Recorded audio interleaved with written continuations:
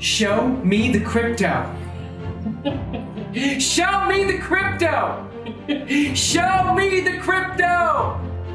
In a world on the brink of disruption, two men will bring you clarity by interviewing some of the most intelligent and influential names in the blockchain world.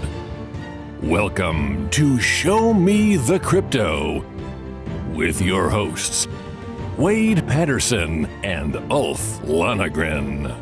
Well, hi there and welcome to Show Me the Crypto. My name is Wade Patterson. And I'm Ulf Lonergan. We're a couple of friends from Canada who love learning about cryptocurrencies and blockchain technology, and we're happy you're along for the ride. Whether you're a crypto virgin or you know your way around the block, we hope our interviews with some of the most intelligent and influential people in the blockchain space help deliver you with value. And on this episode, we're joined by our third ever returning guest, Cooper Turley.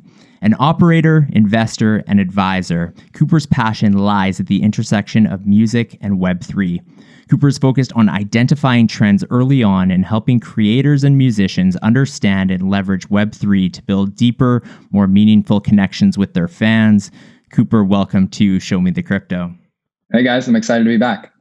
Yeah, stoked to have you on. So last time, backing up about a year and a half, we had you on the show. You were teaching us what an NFT was, which is just crazy to think how far we've come in the last year and a half. I don't think at that time, Ulf nor I would have predicted that they would have the year that they had.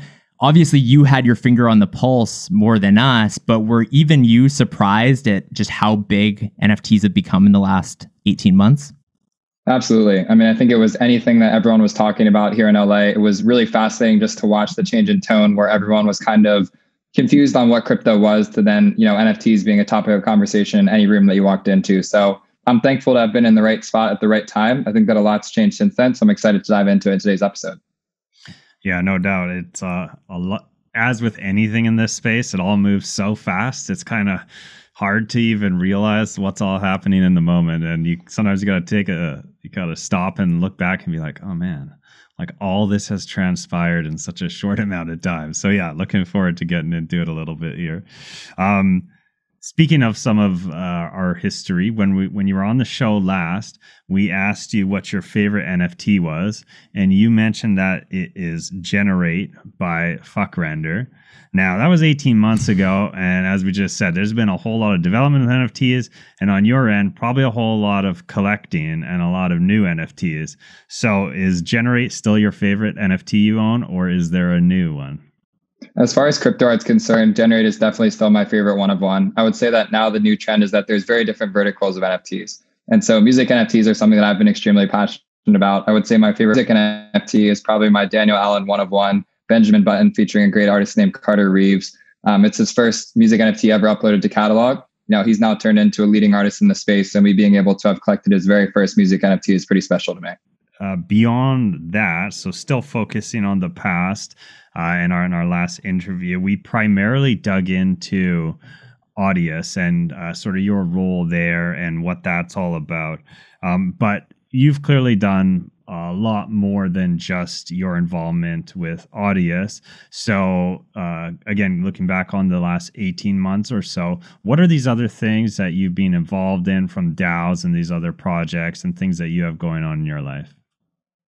Sure. So just as a quick refresher to everyone, Audius is a music streaming protocol. You can think of this as Spotify or SoundCloud, but if it was built on Web3 Rails. At the time, it was one of the only music projects in the space. And so the Audius team has been extremely forward-thinking in terms of building at an intersection that's now grown rapidly popular. I would say that the biggest divergence from Audius as a project has been this new wave around collectible music.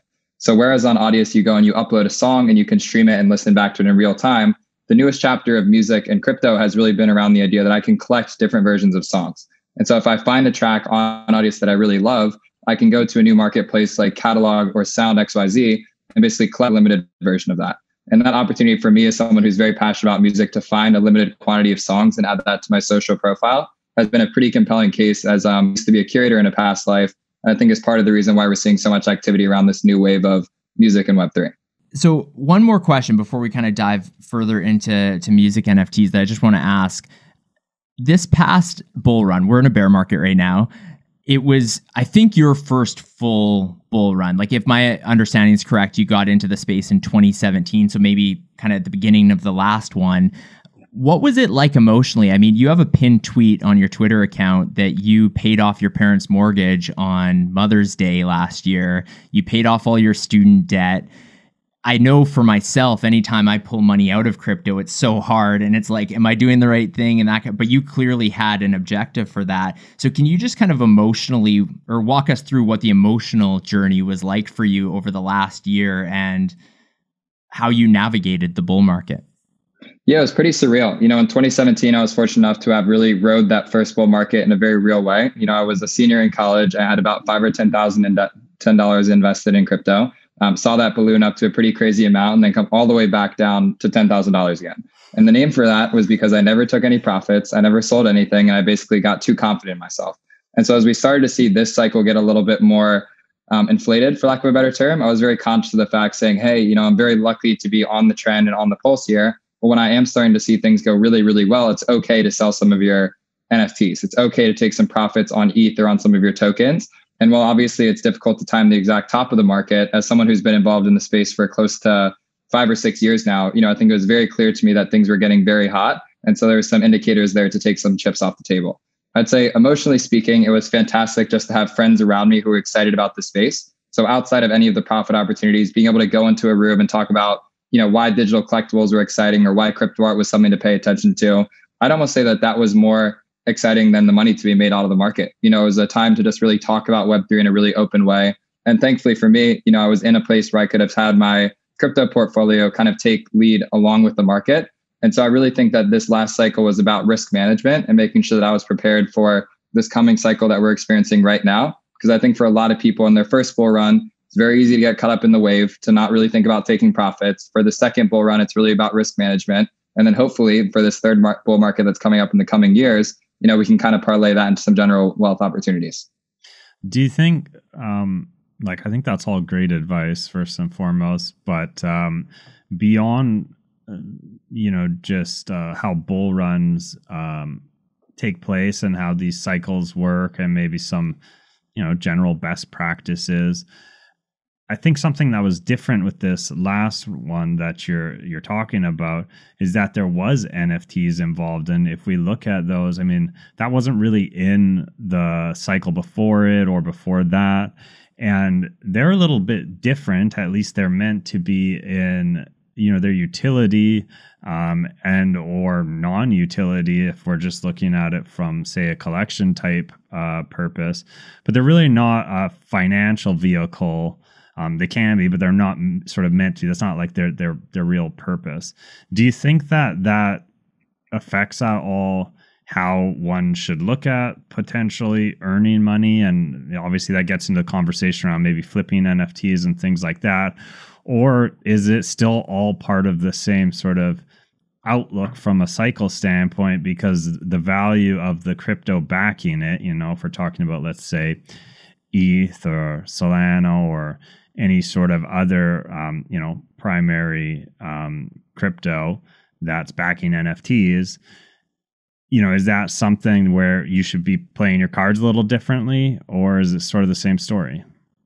I'd say they all have similar undertones. The one commonality amongst any crypto asset is there's a very high degree of cultural relevancy and mimetic value to it. So beyond the principle of what the asset actually is, whether it's an L1 token or whether it's an NFT, a lot of the times people are just trading the trend, and you being able to identify that is very important.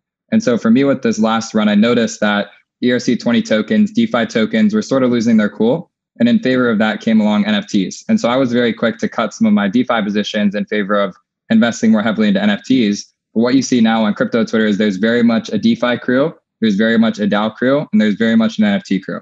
And I think as this space evolves, you're going to see a lot more of those cultures and sub pockets start to pop up. So as a trader, you being able to identify when something is in and when something is not in anymore, and being able to recognize, okay, this is still a great project, but it's just not at the top of people's mind anymore. I think that ability to adapt to the market in real time is very important.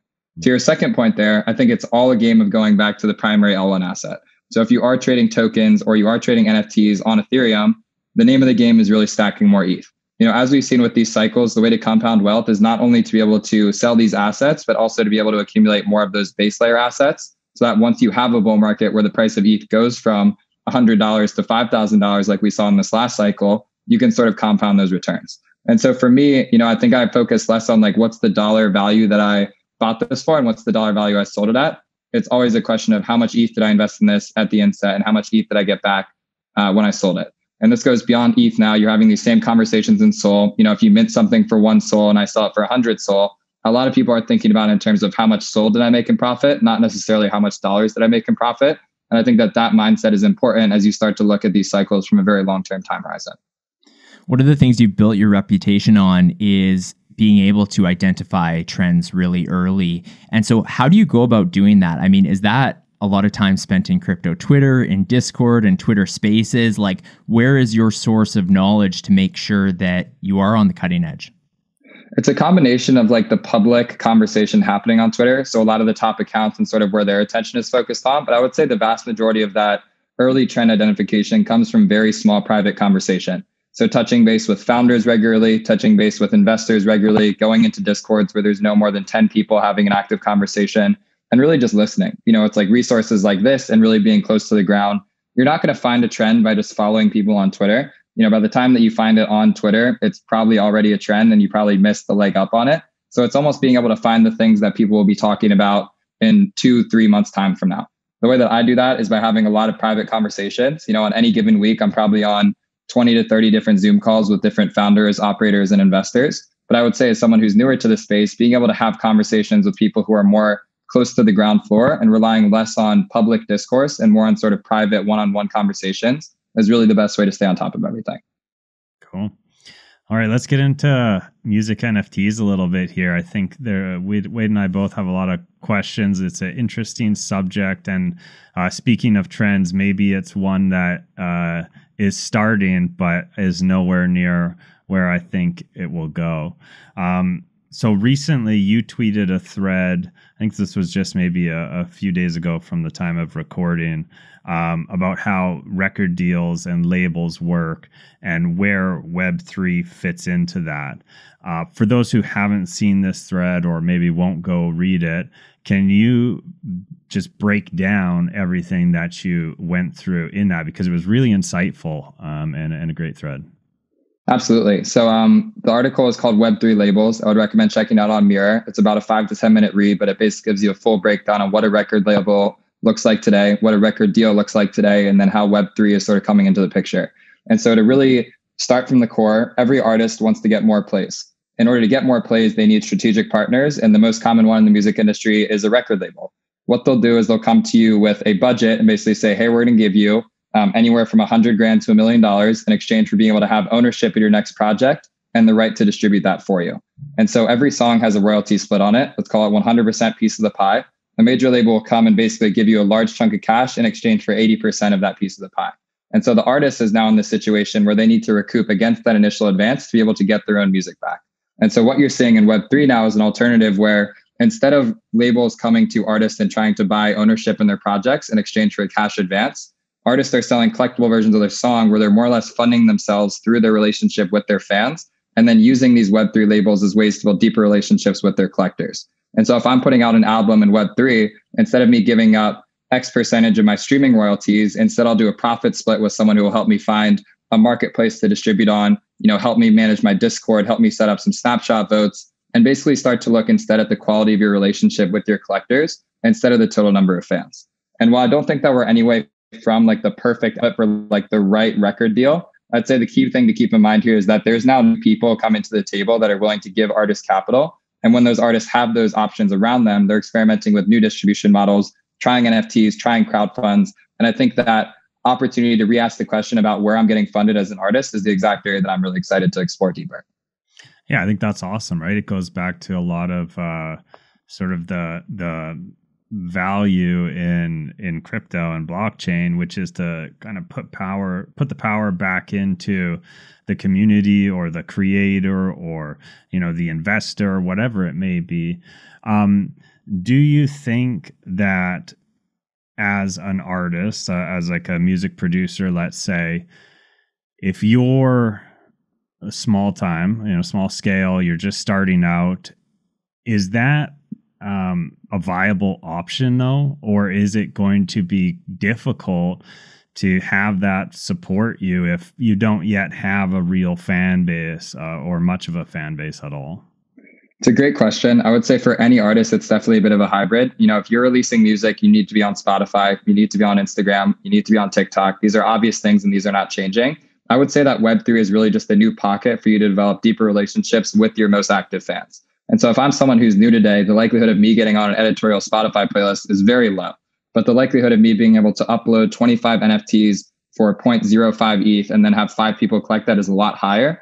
And I think the statistic that's worth zooming in on here is right now 1 million streams on Spotify pays roughly $4,000. If you want to be able to make $4,000, you can sell 100 music NFTs and basically get the same amount as you would from 1 million Spotify streams, but from 100 people. And so when you start to look at the difference in the quantity that's required to hit those financial targets, you can start to recognize by that investing in your top fans, you're able to seek a lot more financial and creative freedom. And I think pairing that with the opportunity to get more eyeballs on a platform like Spotify makes you less reliant on the total quantity of people listening to your music and instead lets you focus on the quality of each individual collector.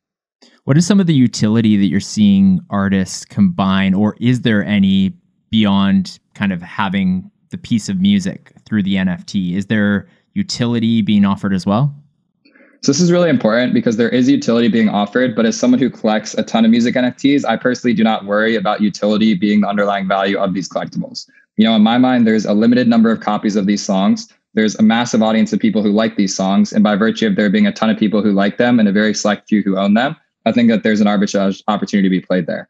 To answer your question directly about what some of the utility is, for me, early on, it was the relationship with the creator. If I collect someone's music NFT, there's an extremely high likelihood that I'm going to get the attention of that creator and maybe even start to develop a personal relationship with them. Over the course of the last year, I've been lucky enough to become friends with some of my favorite artists in the world solely by the fact that I collected their NFTs. It was a new opportunity for me to have a conversation with them, to really teach them about this new world. And while I'm definitely an anomaly by virtue of me being like a big collector, I would say for who is a fan of an artist, what you're collecting is really the right to have a relationship with that creator. And beyond that, we just start to think about things like access into private channels to meet other fans of that artist, discounted merchandise or tickets to shows, the ability to access token gated content that might not be distributed on other platforms. But I would say broadly speaking, the utility, quote unquote, is really the relationship with that artist and with fans of that artist. And more broadly, it's access into exclusive content and premiere opportunities to experience that artist's music and shows. So speaking of ownership and utility, this is probably my ignorance in regards to how this all works and maybe all the options that are available. But you mentioned I own that song, and so let's say I do own a song, I buy the NFT. Is some of the utility, the typical utility of music is you get to listen to it, right? You go play it, you listen to it, and that's the utility you're getting out of a song. Now, we normally get those songs these days from like a subscription service. But in the case of NFTs, it's going back to kind of like buying like a song. You're not paying for a subscription service. So what does that mean for like the song itself? Like what level of ownership do you have, or are we not talking about an actual track? This is, as you mentioned, maybe unique tracks. Can you just kind of, enlighten me a little bit on how this all works and what's available to me when it comes to music NFTs? Sure. It's a wide spectrum. I would say most of the music NFTs you hear today are limited copies of tracks that are available on platforms like Spotify. So there's 25 editions of a song that can be streamed for free on Spotify. That doesn't mean the only way that you can play it is by being on Spotify or being through an NFT. It means that you can play it on both platforms, but that there's only a limited quantity of collectible songs available in the NFT format. I would say this ranges all the way to a platform like Royal, where you're able to buy direct ownership in the song's performance itself.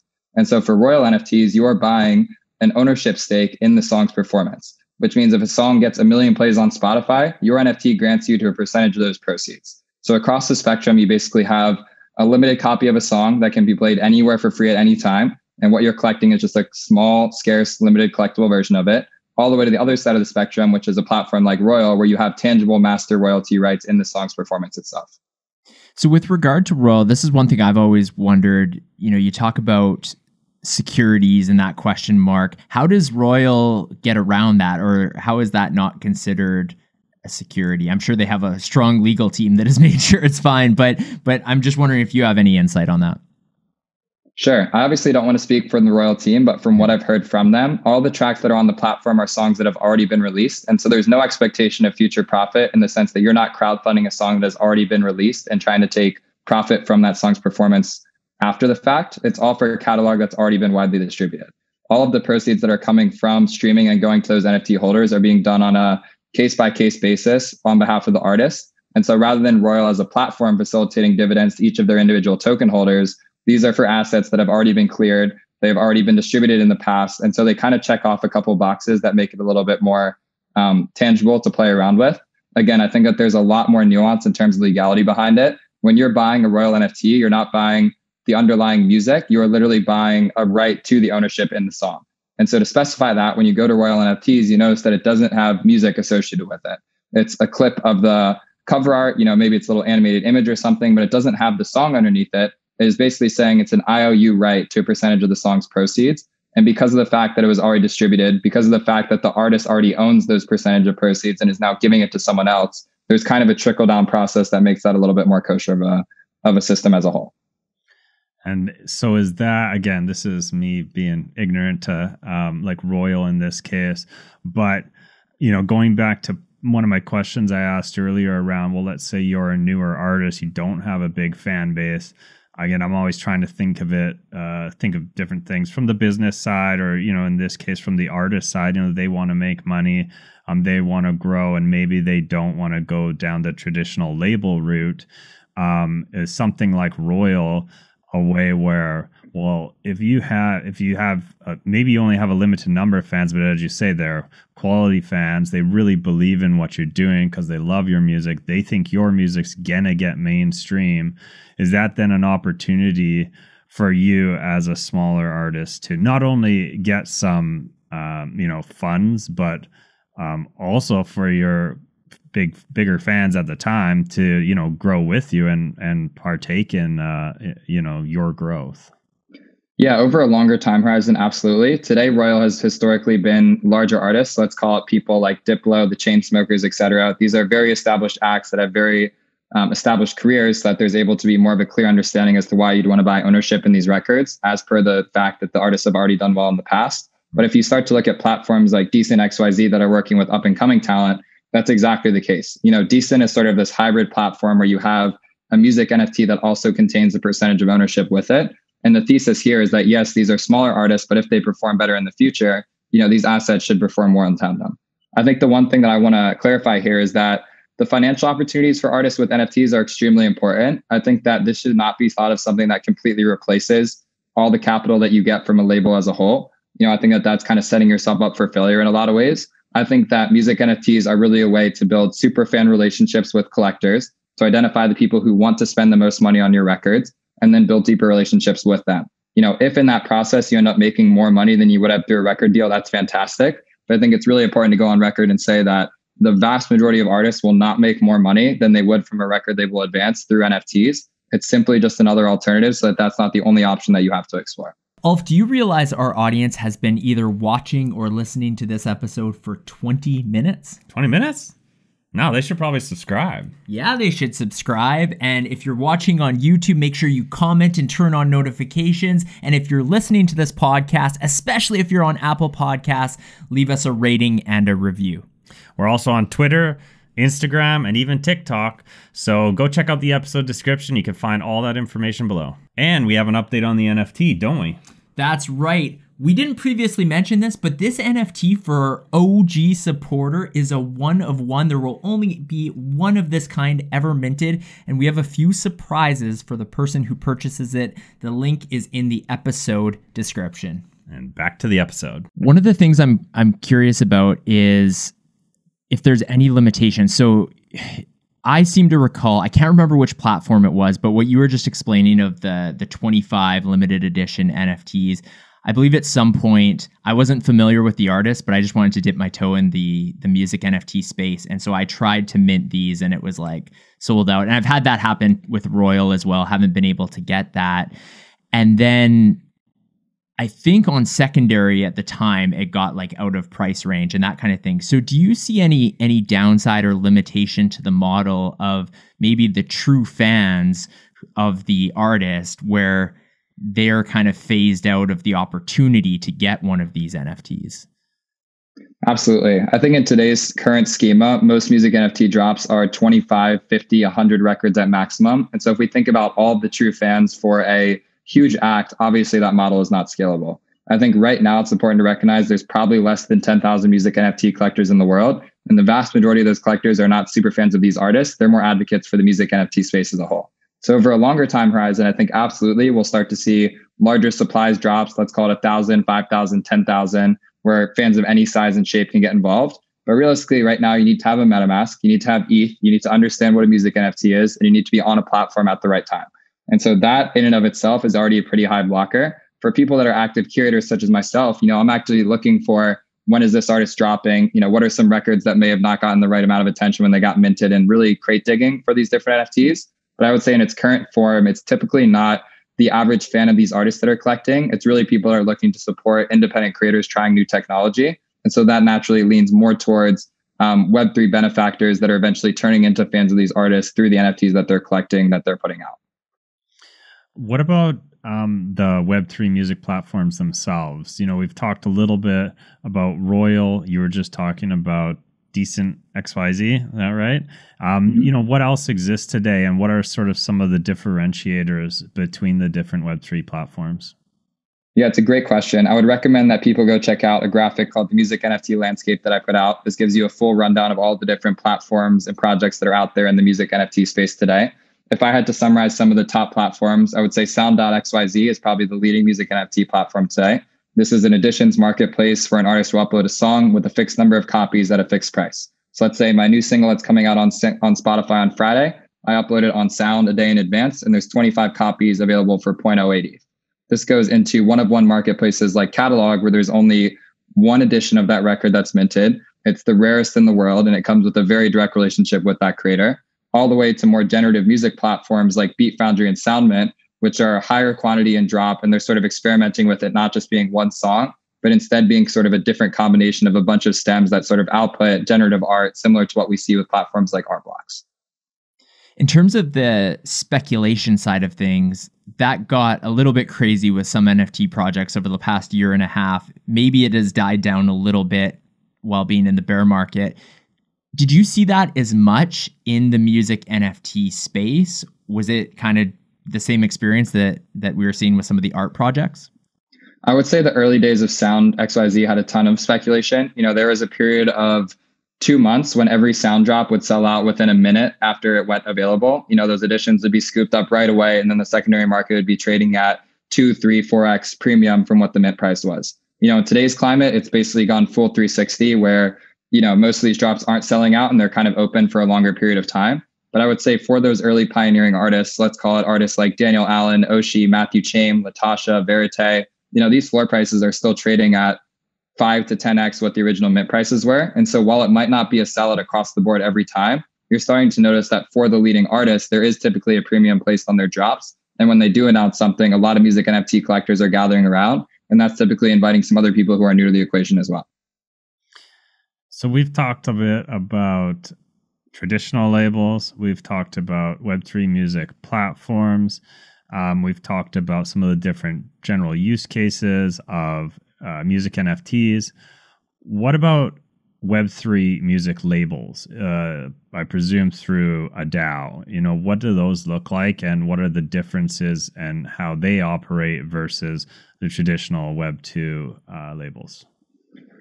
Most Web3 labels will turn into DAOs eventually, but today it's basically people who are highly educated on Web3 as a sector, helping their artists get into the space. And so to highlight what some of those are, there's a project called the Hume Collective, which is incubating an artist named Angel Baby. Angel Baby is a fluff world avatar that's releasing music. And Hume Collective is responsible for helping them make their music NFTs. They're doing different raffles and governance votes around it. They're hosting Twitter spaces and really just getting the word out there. This then goes down to projects like Dreams Never Die, which has been a curation platform for the last 10 years, which recently held a funding round to now bring different artists into Web3. And so if you're an artist working with Dreams Never Die and you might not be able to get on a curated platform like Catalog or Sound, by working with the label, they're able to help facilitate those relationships and increase your chances of getting on board. This goes down to different music communities like Venice, which are acting as both a distributor and a community hub platform. And so if I want to put my music onto Spotify, I can buy a membership pass for the Venice community. I can get into a token gated Discord and meet other creators, authors, and builders. And then I can have software so I can distribute my music on Spotify and also work with a team that's able to help me think my new NFT drop is. The one that I'd like to highlight that I think is really amazing is a project called Songcamp. Songcamp is basically an artist collective that come together and make really amazing Web3 music projects. And so their last one was a group called Headless Chaos. This was 77 artists coming together to create a wild generative drop of 5,000 different packs of music, where you could go to the site, you could buy a pack of 4 songs and open it up and you didn't know what you were going to get. In total, this ended up grossing about 500 ETH worth of sales, which all things considered in NFTs might not be a big deal, but for music NFTs, it was basically the biggest drop that has happened yet. It's been picked up by platforms like Billboard. They had a couple like really high profile people mint out the drop. And what I notice now is that Web3 labels are actually a lot more about the community than they are the servicing. And so when you're joining a Web3 label, you're basically joining the network of different artists and collectors that exist around it, more so than the money that they're going to give you or the servicing they're going to offer you. It's really exposure into a group of people who are passionate about music NFTs. And you as an artist are basically tapping into that hive mind to be able to increase your likelihood of success. So I don't know much about how the contracts work with a label, but if you're with a traditional label, do you think there's any clause or anything around joining a Web3 label? Are they technically going to be looked at as such? How does that play out?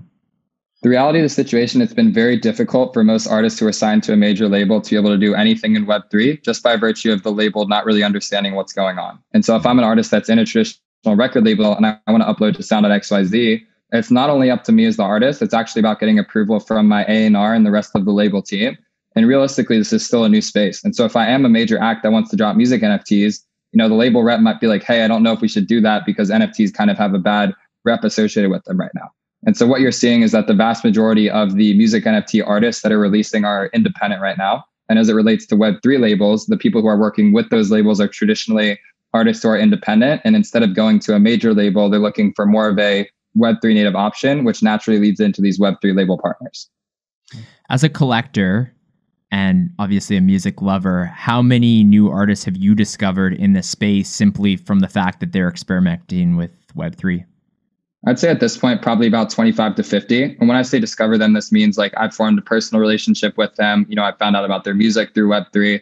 I think the incredible part about this chapter of crypto more broadly has been that I've been able to collect many of the artists that I've loved for the past 10 years and build relationships with them in a way that I've never been able to as a fan of their music before. So for many of these acts, I've been to 10 plus of their live shows. I have 10 plus of their songs saved on Spotify. I know where they're from. I know where they're going to be playing shows all summer. I bought their merchandise, but they have no clue who I am. But by virtue of me buying one of their music NFTs, I have a Twitter DM with them. I have their phone number. We go and get an acai bowl, or we play basketball or something like that. And so when it comes down to sort of like the discovery process, I think it's a lot less about like how many new artists am I finding every day? That'll come with scale and time. But for right now, it's really about saying, hey, I've loved this artist for 10 years of my life. I would really care about building a personal relationship with them. And music NFTs end up being the connective tissue that make that a reality. That's awesome. I love that. What about, again, going back to maybe 2021 and some of NFTs, the hype around NFTs? A lot of that hype came because of, the financial ramifications, right? There were people buying NFTs that absolutely blew up in value and making tons of money, or they're worth tons of money.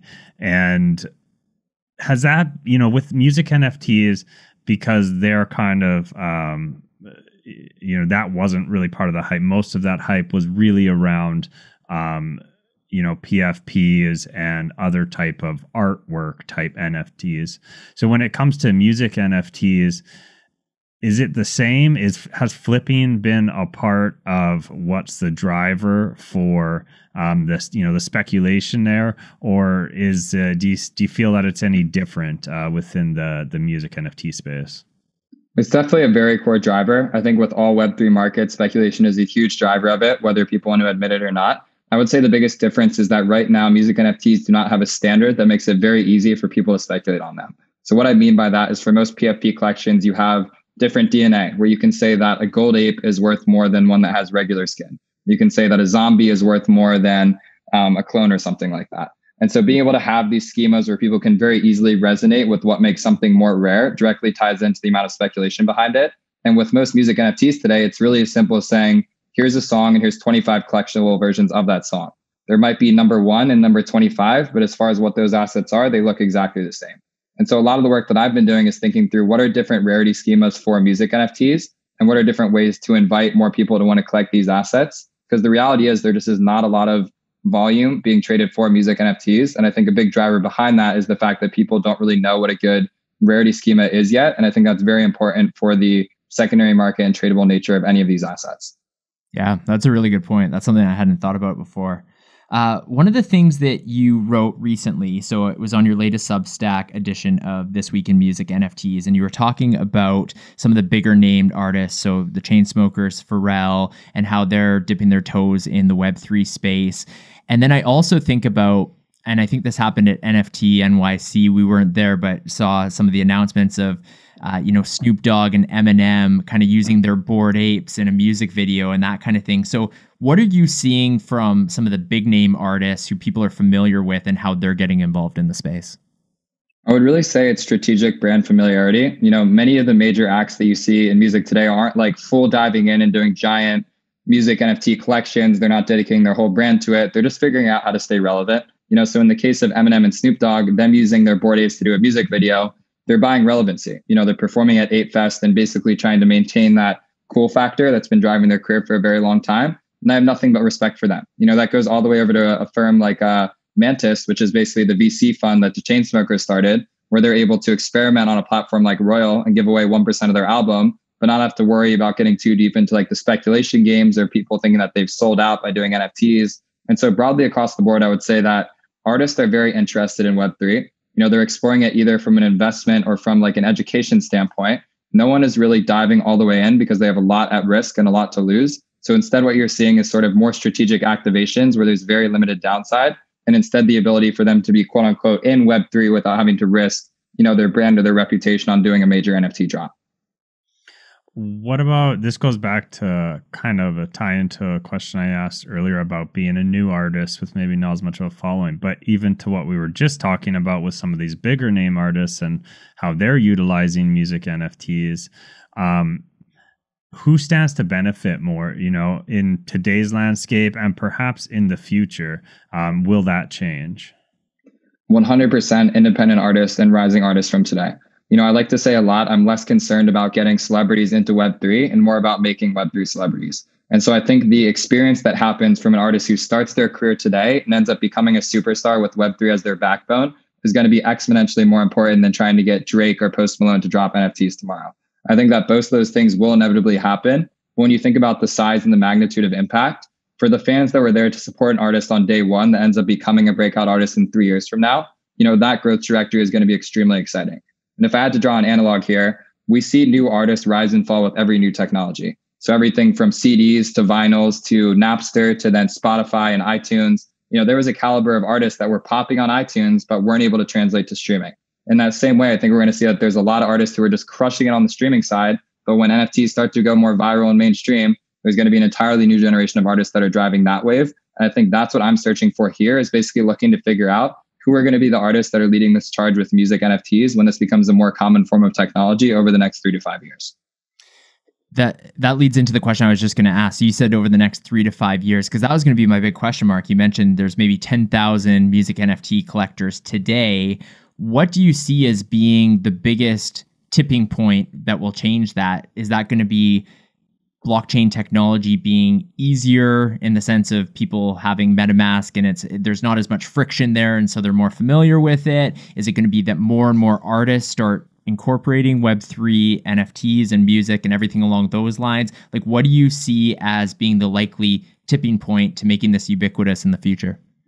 I think it's just more social status around collecting music. I think for a lot of us, we just passively listen to a song on Spotify. We don't really look at who the artist is or care about them at all. I very much formed my identity around music communities in college. And so I would go to my favorite artist show many times. I would collect hat pins. I would be at those meetups and events very frequently. I think it's only going to take a couple select diehard communities that have Web3 at their core to really drive this narrative.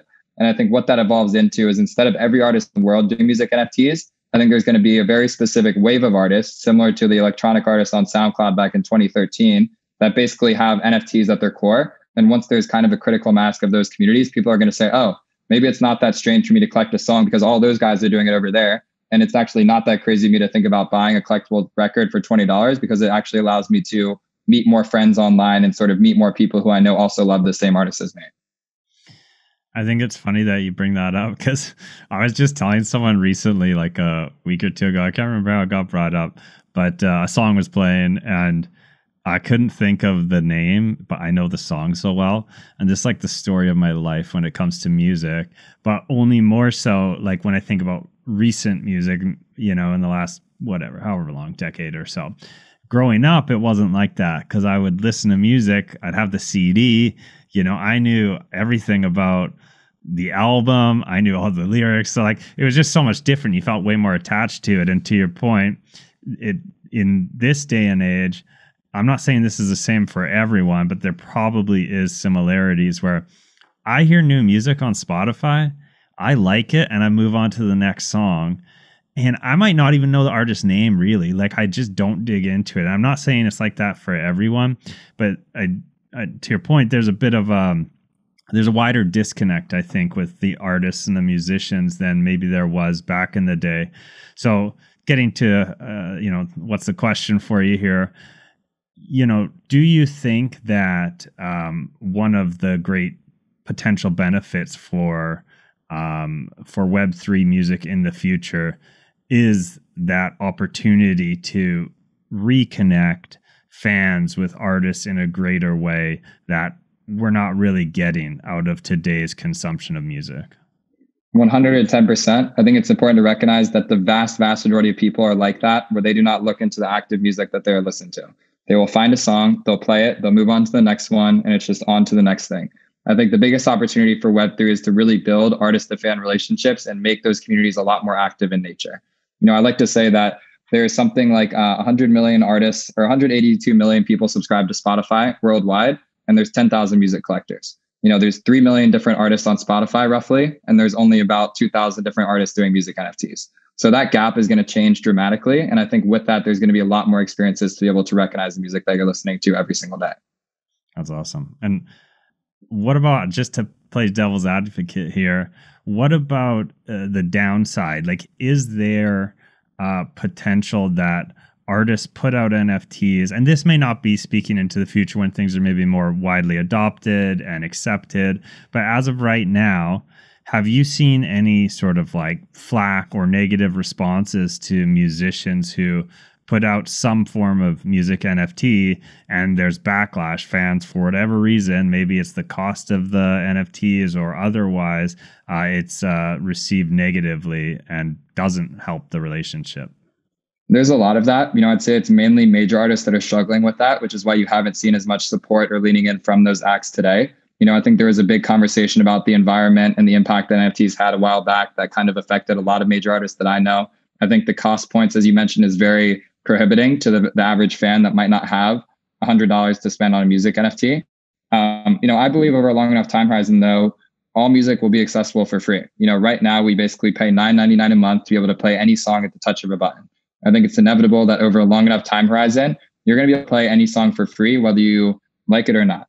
And so what that means is that instead of an artist relying on their play count to fund their artist career, it's really going to be about developing those relationships with their most active supporters. And so these worlds are not mutually exclusive. I think that all music should be widely distributed. I think your goal as an artist should be to get as many people to hear it as possible. But instead of relying on your income to be based on how many people listen to your music, I would instead challenge you just to think about how do you maintain better relationships with your fans? Because when you guys are creating monetization channels directly, it's not a one-way street. It's not like you're paying the artist and buying their music NFT and they're running off into the sunset. If it's a really good Web3 artist, they're doing everything they can to give value back to those fans and back to those collectibles. And I think that creates a really powerful relationship where instead of you just giving your artist $50 to go see a show and never talking to them again, they can recognize who you are. You can grow into contributing slots in their Discord community, and you can have a really positive relationship with the music that you know and love every day. What is the scale of your own collection? And for the most part, are all of those long-term holds, or are you kind of in the flip game when it comes to NFTs and music NFTs? I'd say I'm a little over 100 ETH deep across probably 250 music NFTs right now. I can confidently say that I have not sold a single music NFT yet. Wow. I can absolutely tell you that I will sell a music NFT in the future.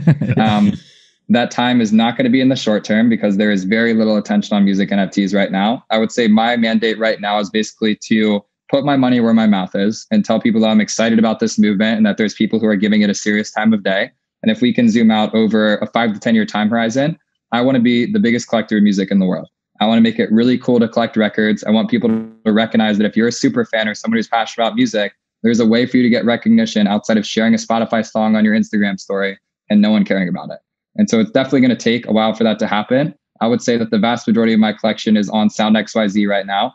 Catalog Works, I have a bunch of records on. Decent XYZ, I've collected a bunch on. Royal, I've collected a lot on. I have a lot of the Song Camp, Headless Chaos packs. A lot of different music NFTs from artists like Angel Baby and Roki. There's quite a vast array of artists and music NFTs that are out there. It's not for the faint of heart and it requires a little bit of research. But once you dive into that rabbit hole, I think you're going to come across some really exciting stuff. So you mentioned that right now there's not a lot of people in the space. There's not maybe a ton of value behind some of these NFTs. I've always been a big believer that when the technology is still difficult to figure out, usually that's when the best opportunity is. What kind of first mover advantage do you think is at play for musicians who are maybe sitting on the sidelines thinking about taking the step in? Like, how long do you think that they will have this type of advantage? Like, will there be the same situation 2 years from now, or will it be too late at that point? I don't think it's ever going to be too late, but I think that you're going to notice there's always going to be a premium on the first movers. So for the artists that are crushing it today, again, I'll shout out people like Daniel Allen, Oshi, Latasha, Matt Shame, all these guys who have been here since day one. If we look at these guys 2 years from now, I think you're going to be very, very surprised by where some of these floor prices are trading at. And so I would say it's less about you as an artist coming in and making a ton of money today. I would say that your opportunity is really to build credibility and reputation within a space that's going to be incredibly important over a longer time horizon. I think that over a long enough time horizon, we are going to have creator stock markets. I think I'm going to be able to buy $5 of tokens of Jack Harlow or Post Malone or name your favorite artist, whoever it might be. And I think the opportunity today is for you to get involved with this technology so you can be ahead of the curve. And when it comes time to quote unquote going public as an artist, you can be confident that you've been around and aware of all the tech that makes that possible in the first place. Super interesting. There's a couple more questions we want to get to before we get to the final section, but I just want to ask you, is there anything we haven't covered, like that you're just used to talking about, or that you know really well, or you've been waiting for us to ask you about just this whole realm of music NFTs? Nothing in particular. I would say that I'm aware that I'm very much on an island right now in the sense that I'm extremely passionate about music NFTs. I'm very aware of the fact that the vast majority of people in crypto could not care less about it. It's become a bit of a punching bag, which I think is hilarious. But, I think going from zero to market is an incredibly powerful opportunity. As someone who's been around DeFi, DAOs, NFTs, and now shifting over to a much smaller niche of music NFTs, it's been really interesting for me to figure out, how do you get people to care about a new wave? Like in a lot of those other case scenarios, I was simply riding the wave. I was seeing that people were excited about DeFi. I was being proactive about finding projects. I knew that NFTs were going to be a thing. And so I was being proactive about trying to find where that attention was going. In the case of music NFTs, that was not the case. It's not like there's actively people out there that are researching them and caring about them. And I'm sort of like adding leverage to that. In a lot of ways, I feel like me and some of my colleagues are really trying to push this market forward. And that comes with an entirely new set of responsibilities. So just to kind of summarize that, it's been really fascinating to build in a new niche sector during a bear market. It comes with a lot of like emotional challenges and a lot of responsibilities that are very new to me. But from a fulfillment and from a career growth opportunity, I've never had more fun exploring this new vertical. If I had to step outside of crypto, I could tell you for a fact I would be working in music. It was my passion long before crypto and what I'll probably be doing long after it. And so I'm just very lucky about the fact that I get to spend my day every single day talking to artists about how to use Web3, because I literally could not have dreamed up a more exciting opportunity for myself. You just referenced the bear market, and last bear market, you lived through the whole thing. You stuck around, which is impressive. I have nothing but respect for people who, stuck around post early 2018. What is your advice? Maybe there's some people who jumped on board in 2021 or late 2020, and this is their first bear market, and they're scared and they're not sure what's going to happen. What's your advice to maybe give them some hope through this difficult time? There will be another cycle. I promise you that. I would say throw any notion of making a serious amount of money in the short term out the window and instead think about how to get paid for spending time in Web3. If that's $5, $20, $100, what allowed me to survive through the bear market was getting paid to learn. I was writing DeFi blogs. I was contributing to on-chain protocols. I was starting DAOs. I was contributing to community calls, taking meeting notes, doing the simplest tasks that nobody wanted to do. And so if you are someone that's looking for ways to spend your day-to-day, recognize that the days of flipping NFTs might be gone for a period of time. Maybe instead of trying to get on 100 different allow lists, instead go into a Discord and join a town hall. Find ways to meet people that are also here and being consistent. I made the vast majority of my crypto network in 2018 during the bottom of the bear market. And if you are someone that's looking to stay in this space over a longer time horizon, get the idea of making money out of your mind. It's not going to happen for another couple of years. And instead, just think about the fact that you have an opportunity to be really ahead of the curve for the next cycle. And if you put yourself in that position, I think the next one is going to treat you extremely well. So one last question I want to ask you about, Cooper, because I remember, back in February 2021, we were talking about NFTs and I was starting to grasp it, but I think I owned one NFT, I owned a Top Shot or something like that. And that was kind of the start of my discovery of this thing. So the one I'm going to throw at you that I still haven't totally wrapped my head around, I have a couple of them, but is POAPs, proof of attendance protocols. I still sell me on POAPs and why it's important to pay attention. They are free NFTs that recognize that you were at a physical or digital event. And so if I'm someone who showed up for anything in the world, a POAP is a way to commemorate that event. POAPs are not ways to make money. They're not ways for you to sell them for a profit. They're literally just stamps of approval that said I was at a physical or a digital space at a given point in time. An analog here would be going to concerts. You get a ticket to every single show. After that show, you can show it to someone and say, hey, I went to this concert because here's my physical ticket for it. A POAP is literally just a digital medium of that. And I believe if we zoom out over a long enough time horizon, every event you go to will have a way of making sure that you are there. And if you want to opt in and say on my digital identity that I was at this event, I can claim a POAP to say that I was present. And so to your question about wrapping your head around it, the name of the game with POAPs is collect as many as possible. Try and show up as many places as you can. We see a lot more projects using them for allow list slots or raffles or giveaways. They're not necessarily ways for you to make a profit off of collecting them, but it is a social accolade that just says, hey, I was around and I was present here. And for these communities that are more continuous over longer time horizon, they're going to result in some really amazing things. To give a concrete example of that, G-Money's Admit One membership NFTs. I think they have a 10 or 15 ETH floor right now. And if you were a POAP holder who met G-Money at Metaverso, his conference that he held in Puerto Rico after Art Basel, you got allow listed to mint an Admit One NFT for free. And so by showing up to Puerto Rico and going to the event and meeting G-Money and getting a POAP, you got a free mint that is now worth 15 ETH. I think that those examples are going to happen a lot more. And so as someone who's collecting POAPs, show up to the game. And as someone who's a creator hosting digital or physical events, do your best to make a POAP every single opportunity that you can. Okay, good to know. There's been a lot that I've seen on Discord that I've just not taken the time to do, so I'm going to focus more on that. Cooper, we always love chatting with you. So insightful. We learn a lot in every conversation. As you're well aware, we end every episode of Show Me the Crypto with the same 3 questions we ask every guest.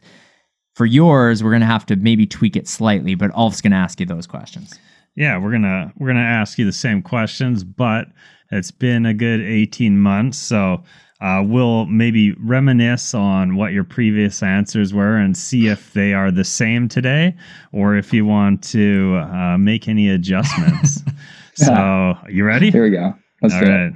So the first question here is, who is your favorite person to follow in the crypto space? And your answer during our last interview was Naval, Ryan Watkins, and Maddie, DCL blogger.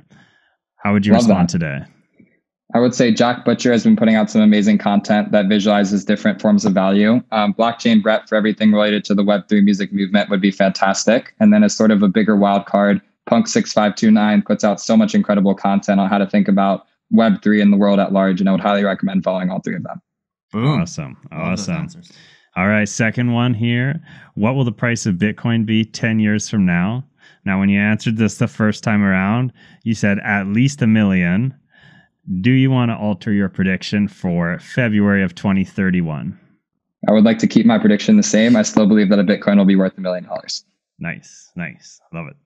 All right, third question. What is the most underrated coin or project in crypto? And you had previously mentioned Index Co-op. Well, I'd say that now my focus has shifted dramatically from DeFi to music NFTs. So it's going to be a change of reference here. I would say collecting anything and everything from Daniel Allen on the music NFT side would be my recommendation for most underrated asset of 2022. Love it. Love it. Cooper, thank you so much. I think this is a great episode reference point for anyone who has any questions about Web3 music NFTs. We appreciate you being on this episode of Show Me the Crypto. Thank you, guys. Pleasure as always. Thank you for listening to Show Me the Crypto. Please make sure to subscribe as well as rate and review this podcast.